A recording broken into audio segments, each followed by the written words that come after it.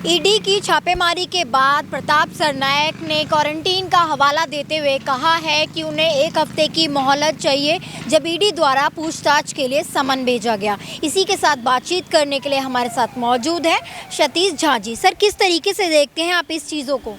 देखिए, प्रताप सरनायक के जो करीबी थे चंदेल साहब, 12 दिन तक लगातार उन पर जांच की गई। जांच के बाद सबूत आया तब उन्हें गिरफ्तार किया गया, क्योंकि इनका पूरा परिवार, प्रताप सरनायक के पूरे परिवार, बेटे और बहू सब इस मनी लॉन्ड्रिंग में शामिल हैं। उनके करीबी चंदेल साहब भी शामिल थे। यह सब सबूत खोज करके तब ईडी ने इनको सम्मन किया था कि आप हाजिर होइए। लेकिन वो हमारे यहाँ कहावत है, चोर के दाढ़ी में तिनका।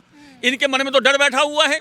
इन्होंने बहाना बनाया कि मैं विदेश से आया हूँ, मैं 14 दिन के लिए क्वारंटीन हो रहा हूँ, और अभी यदि ईडी का सम्मन नहीं जाता तो ये कोई क्वारंटीन नहीं होते, ये बम्बई की सड़कों पर धूम मचाते रहते। ये वही प्रताप सरनायक जी हैं जिन्होंने कंगना रनावत को धमकी दी थी कि यदि बम्बई आओगे तो टांग और हाथ तोड़ दूंगा। आज एक ईडी के सम्मन से ये डरपोक किस्म के आदमी घर में घुस गए, घर में छुप गए हैं। आज हिम्मत है तो ईडी का बात को जवाब दो। जो तुमने इतनी भ्रष्टाचार करी है, तुम्हारे बहुओं ने भ्रष्टाचार करी है, तुम्हारे बेटे ने भ्रष्टाचार करी है। ये शिवसेना के विधायक हैं ठाणे से, और शिवसेना के विधायक अभी भ्रष्टाचार में लिप्त हैं और ईडी ने इन्हें रंगे हाथ पकड़ लिया है। इन ईडी के पास सारे सबूत चले गए हैं प्रताप सरनायक के विरुद्ध, तो आज ये छुपते हुए घूम रहे हैं। और शिवसेना के कुछ नेता आरोप लगाते हैं कि चूंकि कंगना रनावत को धमकी दी थी इसलिए केंद्र सरकार परेशान कर रही है। आपको यदि लगता है कि केंद्र सरकार परेशान कर रही है तो आप तुरंत ईडी के पास आइए, दूध का दूध पानी का पानी हो जाएगा। आप अपनी बात बताइए, ईडी अपनी बात बताएगा।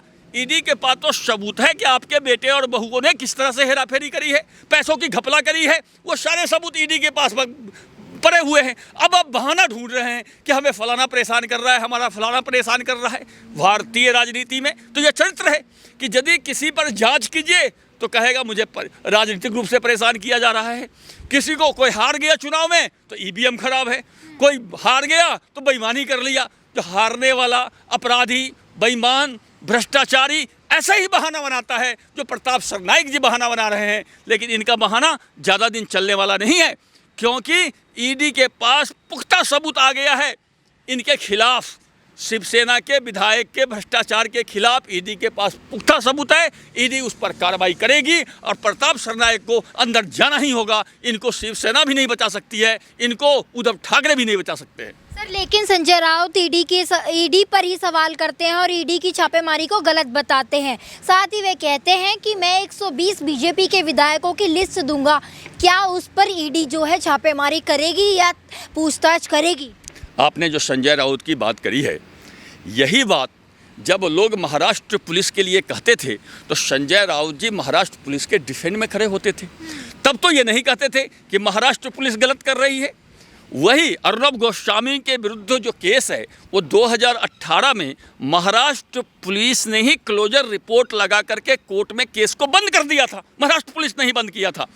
तो संजय राउत तो अभी नहीं बोल रहे हैं कि जब एक बार केस बंद हो गया था तो ये केस को बिना कोर्ट के परमिशन के अर्नब गोस्वामी को परेशान करने के लिए दोबारा क्यों खोला गया। ये तो संजय राउत जी नहीं बोल रहे हैं। तो संजय राउत जी पिक एंड चूज कर रहे हैं, अपने फायदा की बात कर रहे हैं। और यदि 110 विधायकों की लिस्ट है बीजेपी की संजय राउत के पास, तो संजय राउत जी तो इतने बड़े नेता हैं, पत्रकार हैं, राज्यसभा मेंबर हैं, उनको जाकर के कोर्ट में एफआईआर करना चाहिए संजय राउत को। लेकिन क्यों संजय राउत क्यों डरते हैं एफआईआर करने से?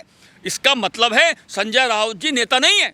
एक जो देशभक्त नेता होगा और उसके विरुद्ध 110, उसके पास 110 विधायकों के विरुद्ध भ्रष्टाचार के सबूत हैं, उसे जाके एफआईआर करना चाहिए। मेरे सामने यदि अभी कोई चोर चोरी करता है तो चाहे मैं कमज़ोर हूँ, उसे मार नहीं सकता, लेकिन मैं तो चिल्लाऊंगा चोर चोर चोर। तो संजय राउत जी के पास 110 विधायकों के विरुद्ध सबूत है और अभी तक जाकर के वो कोर्ट में उसको केस नहीं कर रहे हैं। शर्मनाक है। इसका मतलब संजय राउत जी की मिलीभगत है उन 110 विधायकों से।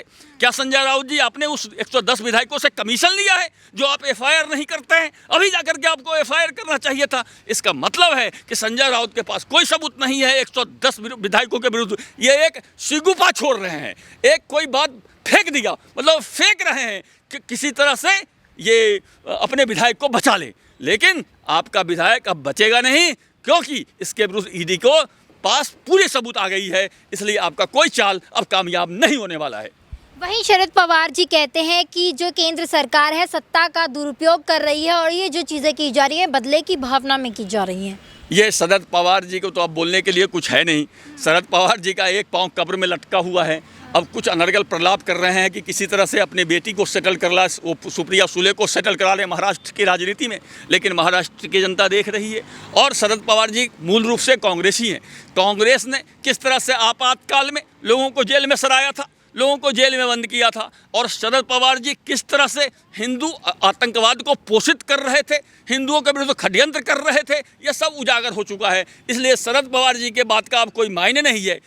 महाराष्ट्र में तो महाराष्ट्र में, देश में भी शरद पवार जी के बात का कोई महत्व नहीं देता है। इसलिए शरद पवार जी का बात बिल्कुल महत्वहीन है और ये अनर्गल प्रलाप है उनका अपनी सरकार को बचाने के लिए। जैसे समुंदर में आदमी को फेंक देता है डूबने से बचने के लिए, हाथ पांव मारने लगता है, शरद पवार जी हाथ पांव मार रहे हैं कि किसी तरह कुछ दिन और यह महाराष्ट्र सरकार चल जाए और तीनों पार्टी मिलकर भ्रष्टाचार करके कुछ पैसे कमा लें। बस यही इनका काम रह गया है और इसीलिए यह सरकार चल रही है कि सब लूट मची हुई है, अपने अपने हिस्से का भ्रष्टाचार का पैसा कमाने में लगे हुए हैं। बस इतना ही काम है। इसलिए शरद पवार जी के इस बात का कोई मायने नहीं है। प्रताप सरनाईक जी की बात कर ले तो ये वही है, अगर आपको याद दिलाया जाए तो कंगना के बारे में अब शब्दों का भी इस्तेमाल किया था। साथ ही उन्होंने कहा था कंगना महाराष्ट्र की ज़मीन पर पैर रखती है तो उनकी टांगें टूट जाएंगी, इस तरह के शब्दों का इस्तेमाल किया था उन्होंने। प्रताप सरनाईक जी ने एक नारी का अपमान किया था।